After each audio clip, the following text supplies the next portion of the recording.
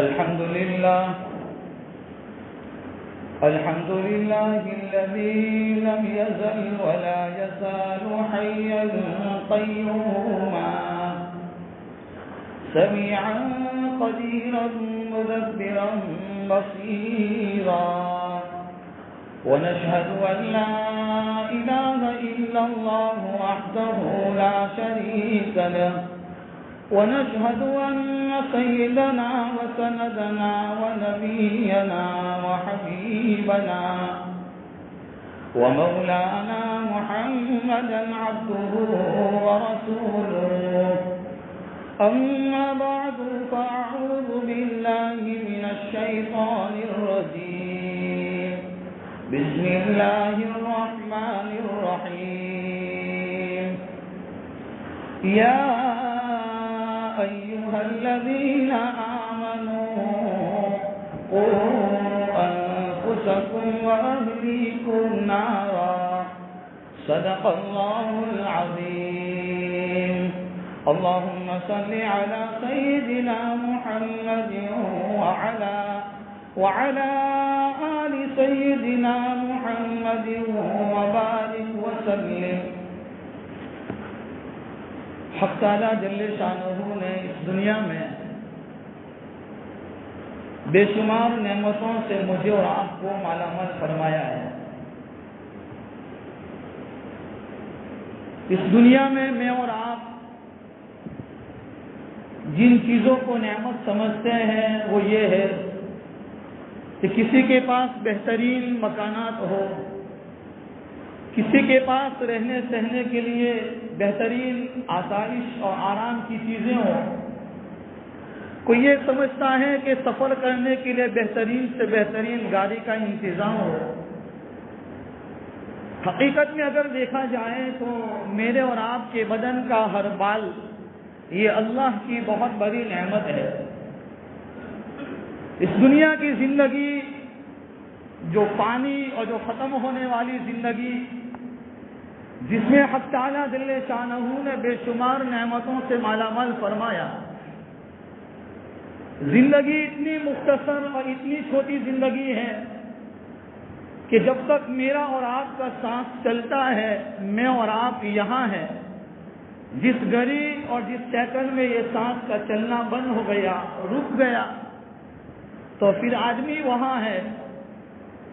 اس مختصر زندگی میں رب العزت نے بے شمار نعمتیں عطا فرمائی، لیکن آج کی مختصر مجلس میں ایک ایسی نعمت کی طرف توجہ دلانا چاہتا ہوں کہ جس نعمت کے حصول کے لیے دنیا کا ہر انسان محنت کرتا ہے، دنیا کا ہر انسان کوشش کرتا ہے، بلکہ ایک وہ آدمی جو اپنی اکیلی اور انفرادی زندگی گزار رہا تھا، جب وہ نکاح کرنے کے بعد ایک اجتماعی زندگی اور ایک ازدواجی زندگی شروع کرتا ہے اور وہ اپنی گاڑی کو شروع کرتا ہے، تو سب سے بڑی تمنا اس کی یہ ہوتی ہے کہ میرے یہاں اولاد کی نعمت ہو. آج دنیا میں ہزاروں لوگ ایسے مل جائیں گے جن کے پاس دنیا کی بے شمار نعمتیں حق تعالیٰ نے عطا فرمائی، سب کچھ ہے، لیکن اگر اولاد کی نعمت نہیں ہے تو ان کا گھر خالی ایک سنسان نظر آتا ہے. وہ بڑے بڑے بنگلے ویران نظر آتے ہیں. آج ہر کوئی یہ چاہتا ہے کہ یہ نعمت میری گود میں آ جائے، اور اس نعمت کے حصول کے لیے انسان محنتیں کرتا ہے، دوائیاں استعمال کرتا ہے، حکیمی نسخوں کو استعمال کرتا ہے، یہاں تک کہ مزاروں پہ جا کر اپنے عقائد کو خراب کر کے اپنے ایمان کو خراب کرتا ہے. اور سب سے بڑا مقصد اس کے سامنے یہ ہوتا ہے کہ میری گود اور میری بیوی کی گود اور میرا گھر یہ اولاد کی نعمت سے بھرپور ہو جائے. ہر ایک کی یہ تمنا ہے اور ہونی چاہیے. اولاد کی نعمت کا مل جانا یہ اللہ کی طرف سے بہت بڑی نعمت ہے، لیکن یاد رکھو میرے بھائیوں کہ تمام نعمتیں حق تعالیٰ نے اپنی قدرت کاملہ سے عطا فرمائی ہے. اولاد کی نعمت مزار پر کوئی اندر میں سویا ہوا کوئی ولی اور کوئی بزرگ نہیں دے سکتا ہے. کوئی قبر کے اندر سویا ہوا کوئی اللہ کا ولی نہیں دے سکتا ہے۔ اولاد کی نعمت کو تعویذ کرنے والا وہ تعویذات کے ذریعے سے کسی کو اولاد کی نعمت نہیں دے سکتا ہے۔ کوئی مالدار نہیں دے سکتا ہے، کوئی غریب نہیں دے سکتا ہے۔ دنیا کا کوئی بھی انسان ہو، چاہے وہ دنیاوی ڈگری کے اعتبار سے بہت اونچے مقام پر ہو اور اخروی ایک اعتبار سے، دینی اعتبار سے بہت بڑے اونچے مقام پر پہنچ گیا ہو، زمانے کا قطب اور ابدال ہو، لیکن اس کے اندر بھی اولاد کی نعمت کا دینے کی طاقت اللہ نے نہیں رکھی ہے۔ یہ میرا اور آپ کا اعلان نہیں ہے، یہ قرآن کا اعلان ہے۔ قرآن کریم میں حق تعالیٰ فرماتے ہیں یَهَبُ لِمَن يَشَاءُ إِنَاثًا وَيَهَبُ لِمَن يَشَاءُ الذُّكُورَ أَوْ يُزَوِّجُهُمْ ذُكْرَانًا وَإِنَاثًا۔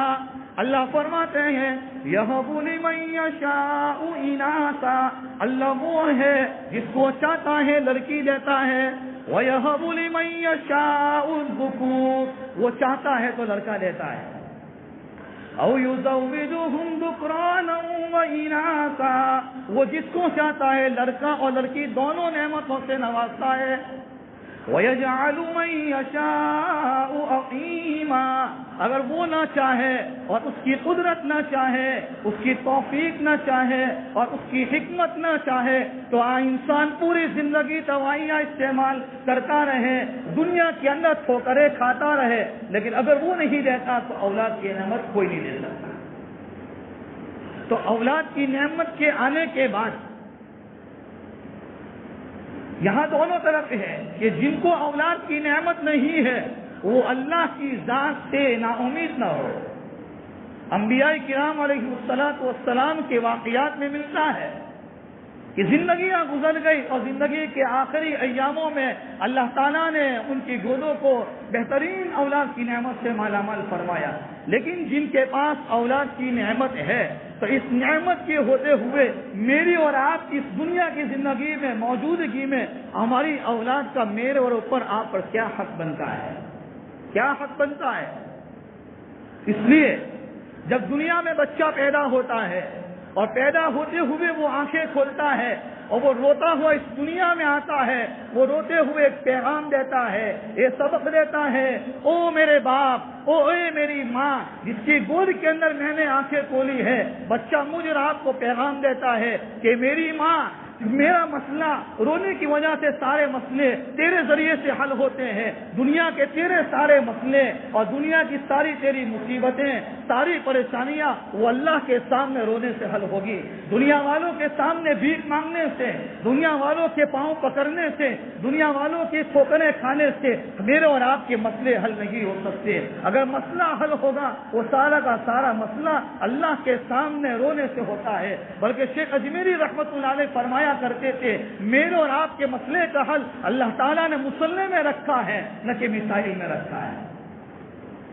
تو خیر، اولاد کی نعمت کے آنے کے بعد کہ اولاد دنیا میں آتی ہے، روتے ہوئے آتی ہے، لیکن ایک بہت بڑی ذمہ داری دی ہے۔ اللہ کے نبی نے فرمایا کلکم راع وکلکم مسئول عن رعیتہ، تم میں سے ہر آدمی ذمہ دار ہے۔ میں اور آپ یہاں جتنے بیٹھے ہیں یہ ہر ایک ذمہ دار ہے، ہر ایک ذمہ دار ہے۔ ایک تو ذمہ دار وہ ہوتا ہے جو کسی سنستھا کا، کسی سوسائٹی کا، کسی اور سنستھا کا وہ ذمہ دار ہوتا ہے، لیکن میں اور آپ جناب نبی کریم صلی اللہ تعالی علیہ وسلم ہمیں فرماتے ہیں اور یہ ارشاد فرمایا قیامت تک آنے والے تمام انسانوں کے لیے کلکم راع وکلکم مسئول عن رعیتہ، تم میں سے ہر آدمی ذمہ دار ہے۔ ہر ذمہ دار سے اس کی ذمہ داری کے بارے میں سوال کیا جائے گا۔ اللہ پوچھیں گے جب تیرے پاس اولاد کی نعمت نہیں تھی، مارے پھرتا تھا، دعائیں کرتا تھا، راتوں کو اٹھ کر اللہ کے سامنے معافی مانگتا تھا اور آہوزاری کرتا تھا، جب میں نے یہ اولاد کی نعمت دی ہے، اس اولاد کی نعمت کی تربیت کس طریقے سے کی؟ تعلیم و تربیت اولاد کی یہ بہت بڑی ذمہ داری ہے۔ اسی لیے علماء نے لکھا ہے کہ جب ماں اور تربیت کا سب سے پہلی سیڑھی یہ ماں کی گود ہوتی ہے۔ علماء لکھتے ہیں، مشائخ فرماتے ہیں، ماں کی گود یہ سب سے پہلا مدرسہ ہے۔ مدرسے میں پڑھانے والے اساتذہ، اسکول میں پڑھانے والے ٹیچر وہ دوسرے نمبر پر ہے، سب سے پہلے مدرسہ یہ ماں کی گود ہے۔ اسی لیے علماء نے لکھا ہے جب ماں اپنے بچے کو اپنے سینے سے دودھ پینے کے لیے لگاتی ہے تو فرماتے ہیں کہ جب وہ دودھ پلاتی ہے ظاہر میں مجھے اور آپ کو صرف دودھ نظر آتا ہے، لیکن فرمایا کہ جب وہ ماں نمازوں کا اہتمام کرنے والی ہوگی، قرآن کی تلاوت کرنے والی ہوگی، ذکر و اذکار کرنے والی ہوگی، شرم و حیا کے ساتھ زندگی گزارنے والی ہوگی، اس کی زندگی میں شرعی پردہ ہوگا، اس کی آنکھوں کی حفاظت کرنے والی ہوگی، تو پھر وہ اپنے بچے کو جب دودھ پلائے گی تو دودھ پلاتے پلاتے اپنی زندگی کا تقوی کا اثر وہ دودھ کے ذریعے سے بچے کے پیٹ میں ٹرانسفر کرتی ہے۔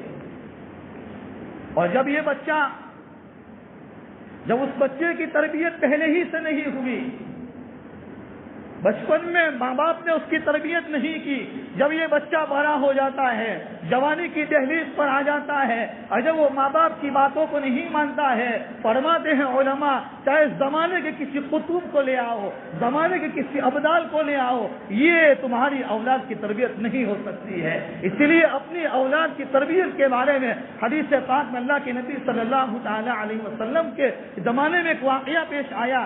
اللہ کے نبی کے زمانے کے اندر ایک عورت اپنے چھوٹے بچے کو قریب میں بلا رہی تھی، جیسے میں اور آپ بھی اپنے بچوں کو، دادا اپنے پوتوں کو، نانا اپنے نواسوں کو اپنے قریب میں بلاتا ہے اور کہتا ہے بچوں ادھر آ، میرے ہاتھ میں چاکلیٹ ہے، یاد رکھو ہمارے ہاتھ میں کچھ نہیں ہوتا، بچے کو قریب کرنے کے لیے، اس کے دل کو بہلانے کے لیے، اس کو پھسلانے کے لیے، اپنے قریب کرنے کے لیے ہم اپنی ہاتھ کی مٹھی کو بند کر کر کہتے ہیں بچوں ادھر آ، ہمارے ہاتھ میں کچھ نہیں ہوتا ہے۔ اللہ کے نبی کے زمانے میں اسی طریقے سے ایک عورت بچے کو قریب میں بلا رہی تھی۔ اللہ کے نبی نے پوچھا اس عورت سے کیا حقیقت میں تیرے ہاتھ میں کوئی چیز تھی؟ فرمایا ہاں۔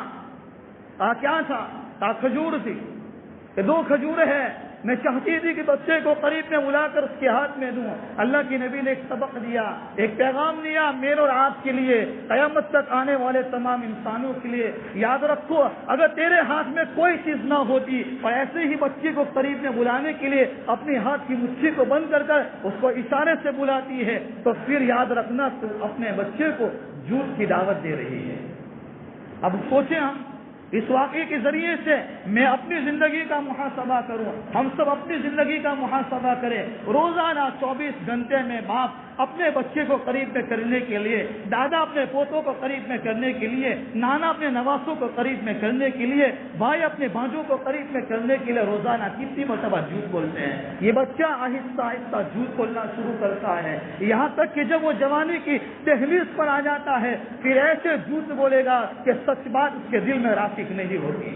اسی لیے قرآن کریم میں اللہ تعالیٰ نے فرمایا یا ایھا الذین آمنوا اتقوا اللہ وکونوا مع الصادقین، اے ایمان والو تقوی اختیار کرو اور سچوں کی صحبت میں رہو۔ موجودہ دور میں اپنی آل و اولاد کی تعلیم و تربیت کے لیے اس کی صحبت، اس کی فرینڈشپ، اس کا تعلق کن کے ساتھ ہے، وہ کس کے ساتھ بیٹھتا ہے، یہ میری اور آپ کی ذمہ داری ہے۔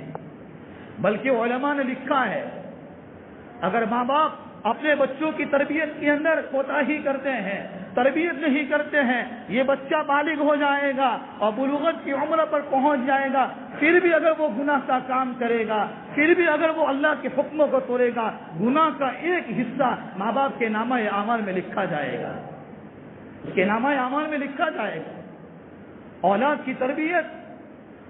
کی تربیت آج میرا اور آپ کا تعلق دنیا کے ہمارے دوستوں کے ساتھ، دوسرے پرائے انسانوں کے ساتھ ایک بہترین تعلق ہوتا ہے۔ ایک باپ کا اپنی اولاد کے ساتھ جو تعلق ہونا چاہیے وہ دوستانہ تعلق ہونا چاہیے، وہ محبتانہ تعلق ہونا چاہیے۔ ہم سب اپنی گریبان میں جھانک کر یہ محاسبہ کریں کہ کیا 24 گھنٹے کی زندگی میں میں اور آپ اپنے بچوں کو کتنا وقت دیتے ہیں، کتنا وقت دیتے ہیں۔ بیانات ہوتے رہتے ہیں، یہ محاسبہ کرنا ہے ہماری زندگی کا کہ میں اور آپ اپنی اولاد کو کتنا وقت دیتے ہیں۔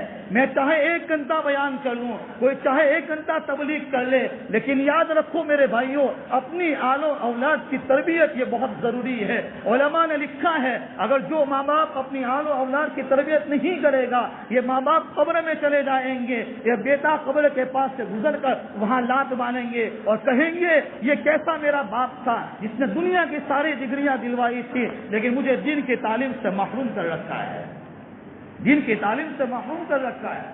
ہم سوچیں، حکیم الامت تھانوی نور اللہ مرقدہ فرماتے ہیں کہ بچوں پر ایسی کڑی نظر رکھنا چاہیے۔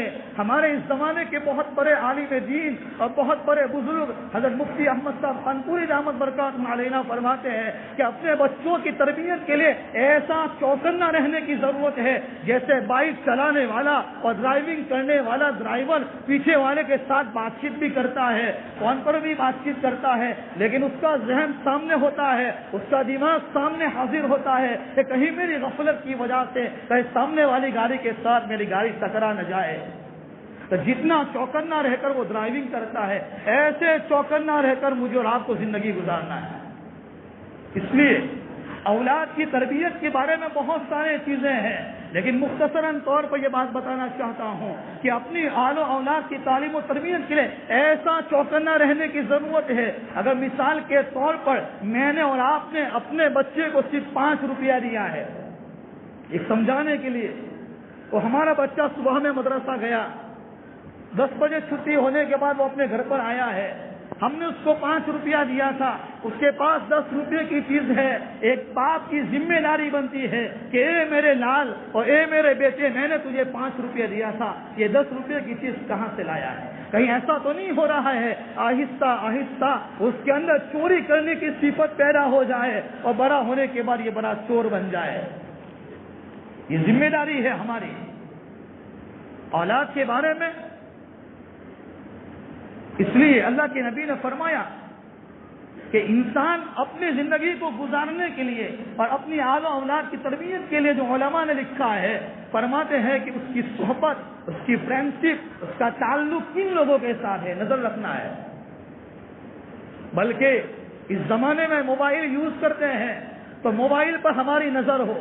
ہمارا بچہ اگر ہمارا بڑا گھر ہے، اس کے اندر الگ کمرے میں سوتا ہے، ایک بات کی ذمہ داری ہے اس کے کمرے کو جانچ کیا جائے، اس کی تفتیش کی جائے، یہ ذمہ داری ہے، یہ ہمارا فریضہ ہے۔ یہ کوئی واجب اور کوئی نفل نہیں، مستحب عمل نہیں ہے، یہ فریضہ ہے، یہ فریضہ ہے۔ اس کے بارے میں سوال ہوگا، اس کے بارے میں پوچھ ہوگی ہر ایک سے۔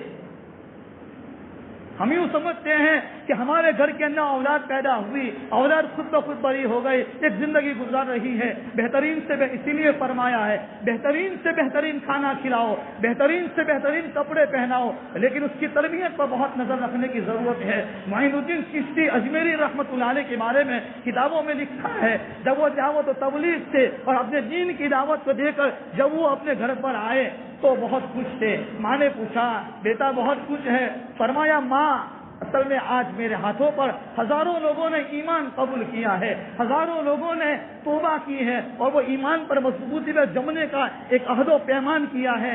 ماں نے کہا بیٹا تیرا اس میں کوئی کمال نہیں ہے، کمال میرا ہے۔ پوچھنے لگے معین الدین چشتی، او میری ماں تو کبھی جھوٹ نہیں بولتی ہے، کبھی غلط بات بیان نہیں کرتی ہے، وجہ کیا ہے؟ کون سی وجہ ہے؟ فرمایا جب تو چھوٹا تھا، جب بھی تجھے دودھ پینے کی ضرورت پڑی ہے، میں نے تجھے بغیر وضو کے کبھی دودھ نہیں پلایا ہے۔ محمد ابن سلیمان الجزولی رحمت اللہ علیہ بہت بڑے عالم گزرے ہیں، واقعات میں لکھا ہے ایک مرتبہ گزر رہے تھے، ظہر کی نماز کا وقت ختم ہونے کی تیاری تھی، ان کے ساتھ پورا ایک قافلہ تھا، بہت بڑے عالم گزرے ہیں، لیکن وہ فکر مند ہے کہ ظہر کی نماز کا وقت ابھی ختم ہو جائے گا اور جنگل میں ہوں، پانی نہیں ہے، ایک بستی کے پاس سے گزر رہے تھے، وہ بستی بھی ایسی جنگل جیسی تھی، ایک کنواں نظر آیا، کنویں کے قریب میں گئے، دیکھا پانی تو موجود ہے، ڈول رسی نہیں ہے، پانی کیسے نکالا جائے؟ اور سوچ میں تھے، ایک 10 سال کی معصوم بچی دور سے اس منظر کو دیکھ رہی تھی، قریب میں آ کر کہنے لگی بڑے میاں میں بہت دیر سے تم کو دیکھ رہی تھی، آپ کسی چیز کی تلاش میں ہیں؟ بڑے میاں کہنے لگے، محمد بن سلیمان الجزولی کہنے لگے، بیٹی پانی اندر میں ہے، پانی نکالنا چاہتا ہوں، ظہر کی نماز کا وقت ختم ہونے کی تیاری ہے، کہیں میری نماز قضا نہ ہو جائے۔ ہاں، ایمان والے کو فکر ہونی چاہیے اس کی نماز قضا نہ ہو۔ تو کہا کہ کہیں میری نماز قضا نہ ہو جائے۔ وہ 10 سال کی معصوم بچی اپنے معصومانہ زبان میں کہنے لگی، تو بڑے میاں اس میں گھبرانے کی کیا ضرورت ہے؟ تو فرمانے لگے، بیٹی پانی کیسے نکلے گا؟ کہا چلو کنویں کے پاس، کنویں کے قریب لے گئی، اس نے اپنا تھوک نکالا اور کنویں میں ڈالا، پانی فوراً اوپر آ گیا۔ وضو کر لیا، ظہر کی نماز پڑھ لی، لیکن وہ پریشان تھے۔ جب وہ اس بچی کے گھر پر گئے، دیکھا کہ بچی اس مکان سے نکلی ہے، اسی مکان پر نماز کے بعد تشریف لے گئے، دروازہ کھٹکھٹایا، اندر سے پوچھا کون ہے؟ فرمایا میں محمد بن سلیمان ہوں۔ کہا کیا ہوا ہے؟ وہ بیٹی ابھی جو آئی تھی جس نے مجھے پانی اندر سے نکال کر دیا، میں پوچھنا چاہتی ہوں کہ اس بیٹی کا کون سا عمل ایسا ہے جس کی برکت سے پانی نیچے سے اوپر آ گیا ہے؟ وہ بیٹی کہنے لگی اپنی معصوم زبان میں کہ بڑے میاں بات اصل یہ ہے کہ میری ماں نے ایسی تربیت کی ہے کہ روزانہ میں رات کو سوتی نہیں ہوں جب تک کہ 1000 مرتبہ میں درود شریف کا نہ پڑھ لوں۔ روزانہ 1000 مرتبہ جب تک درود شریف نہ پڑھ لوں، میری ماں مجھے سونے نہیں دیتی ہے۔ اس درود شریف کی برکت ہے، اس تربیت کی برکت ہے، اس تربیت کا اثر ہے کہ پانی اندر میں ہے، بغیر دو رسی کے پانی اوپر آ جاتا ہے، اور ایک اللہ کا ولی اپنی نماز کو پوری کر لیتا ہے۔ دیکھو نا کہ کیسے تربیت کی ہوگی۔ اب ہم سوچیں اس واقعے کو سامنے رکھ کے کہ روزانہ میں اور آپ کتنا یاد کرتے ہیں اللہ کو۔ آج جمعہ کا دن ہے، درود شریف کا اہتمام کتنا ہے ہماری زندگی میں۔ ہماری آل و اولاد کو، ایک باپ اپنے گھر سے نکلتا ہے نماز پڑھنے کے لیے، اور ایک باپ کی ہمت نہیں ہوتی ہے کہ اپنے بیٹے کو بستر سے اٹھا کر اس کو مسجد کی طرف لے آئے۔ جو باپ کی موجودگی میں جو اولاد مسجد تک نہیں آ سکتی ہے، ہم اس اولاد سے کیا امید رکھیں گے کہ جب میں اور آپ قبر میں چلے جائیں گے اور قبر میں سو جائیں گے تو کیا میری اور آپ کی اولاد ہمارے لیے اصلاح ثواب کرے گی؟ سوچنا ہے زندگی کہاں گزر رہی ہے۔ ہر جمعہ کو الگ الگ علماء کے بیانات ہوتے ہیں، ہر جمعہ کو ہمارے سامنے دین کی باتیں آتی ہے۔ ہماری زندگی میں کیا تبدیلی آئی ہے، ہماری زندگی میں کیا انقلاب آیا ہے، ہماری زندگیوں میں کیا فکریں بدلی ہے، کیا آخرت کی فکر کیا آئی، آخرت کا استحضار کتنا آیا ہے۔ ہمیں سوچنا ہے، محاسبہ کرنا ہے، حساب و کتاب کرنا ہے۔ اپنی پہلے کے زمانے میں باپ اپنی اولاد کو قریب میں کسی اللہ والے کے پاس لے جاتے تھے اور کہتے تھے کہ اللہ کے ولی سے کہتے تھے کہ یہ میرا بچہ ہے۔ آج کون باپ ایسا ہے جو اپنی اولاد کو کسی اللہ کے ولی کے پاس لے جائے؟ بلکہ مسئلہ تو ہمارا یہ ہے کہ اگر ہمارا بچہ اگر مدرسے میں پڑھتا نہیں ہے اور استاد ایک محبت کی نظر سے اور محبت سے صرف ایک محبتانہ جملہ کہتا ہے، ہماری آستینیں چڑھ جاتی ہے۔ میرے بھائیو یاد رکھو، بات بہت کڑوی ہے لیکن حقیقت ہے، اس لیے کہنا پڑتا ہے کہ میں آپ اسی گاؤں کا ہوں، ہم ساتھ میں ہم بھائی بھائی ہیں۔ اس ذمہ داری کے طور پر یہ بات کہنا چاہتا ہوں، اگر ہم نے اپنی اولاد کی تعلیم و تربیت کے بارے میں اگر کوتاہی سے کام لیا ہے، میں اور آپ قبر میں چلے جائیں گے۔ ہماری زندگی بھر کی نمازیں کوئی کام نہیں آئے گی، زندگی بھر کی عبادتیں کوئی کام نہیں آئے گی۔ ہماری اولاد ہماری زندگی کی ساری عبادتوں ہونے کے باوجود ہمیں جہنم میں لے جانے کا ذریعہ بنے گی۔ کل قیامت کے دن فسوف ترى اذا انكشف الغبار افرس تحت رجلك حمار، جب قبر کی مٹی اڑے گی پتہ چلے گا ہم کہاں سوار تھے، گھوڑے پہ سوار تھے یا گدھے پہ سوار تھے۔ دنیا میں ہر ایک ہماری زندگی گزر رہی ہے۔